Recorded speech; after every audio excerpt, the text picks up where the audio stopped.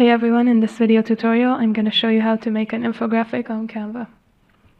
Go to the home page and type in infographic into the search bar.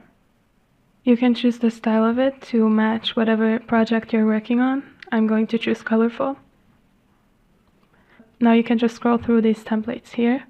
Keep in mind that some of these are going to be only available to Canva Pro members, so if you do not have a Canva Pro subscription already, you can go to the link in the bio to get a 30-day free trial. Once you find a template that you like, you can just click on Customize this template and then edit it to however you need to fit your project.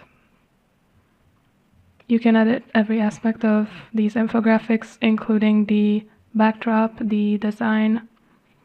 Once you're done, just click on Share, then Download, and choose whatever format you need for your project. Alright, this is how to make an infographic in Canva. I hope you found this tutorial useful. If you want to try out all premium Canva Pro features, you can claim your 30-day Canva Pro free trial by clicking the link in the description below. We also have a free Canva crash course ebook and a Canva monetization checklist that you can download for free as well. Last but not least, check out our YouTube channels for hundreds of other Canva video tutorials.